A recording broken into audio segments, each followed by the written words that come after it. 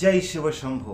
রামনবমীর দিন কিন্তু ভুল করেও এই কয়েকটি কাজ করা যাবে না। আর যদি ভুল করেও করে বসো তবে কিন্তু তোমার বাড়িতে দারিদ্রতা নেমে আসবে বা তোমার সংসারে অভাব দেখা দেবে, কোনোদিনও সফল হতে পারবে না, জীবনে ক্ষয়ক্ষতি খুব হতে থাকবে। তো আমি এখন যেই 5টি কাজ করতে মানা করব সেগুলো কিন্তু খুব সাবধান, এগুলো ভুল করেও করা যাবে না। সেই 5টি ভুল কাজের থেকে প্রথম কাজ হচ্ছে বাড়িঘর যেন সেদিন খালি না থাকে, কমপক্ষে যেন বাড়িতে কেউ না কেউ অবশ্যই থাকে। আর তুমি যদি বাড়িঘর খালি করে চলে যাও সেই দিন, তবে কিন্তু তোমার সাথে সাথে মা লক্ষ্মীও বাইরে বেরিয়ে যাবে। এটা খুব সাবধান, বিশেষ করে রামনবমীর দিন। 2 নম্বর যেই কাজটি করা যাবে না সেটি হচ্ছে মিলন। এই মিলন কিন্তু তুমি করতে পাবে না। এই রামনবমীর দিন তুমি যদি মিলন করে বসো তবে কিন্তু তোমার কপালে দুর্ভাগ্য নেমে আসবে। মাথার মধ্যে যদি অতিরিক্ত সহবাসের চিন্তা আসে তবে নিজেকে সামলে রাখতে হবে।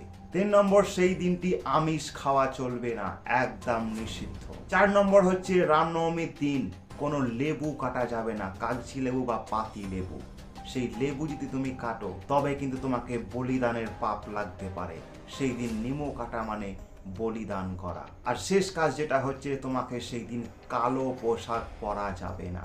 সেই দিন তুমি যদি কালো পোশাক ধারণ করো তবে কিন্তু তোমার শরীরে নেগেটিভ এনার্জি প্রবেশ করবে, যা পরবর্তীকালে তোমার কাছ থেকে সেই নেগেটিভ এনার্জিকে সরানো খুব সমস্যা হতে পারে।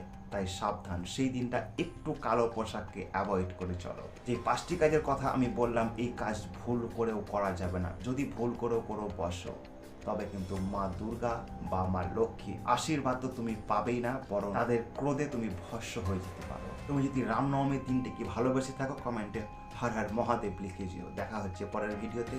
জয় শিব শম্ভু।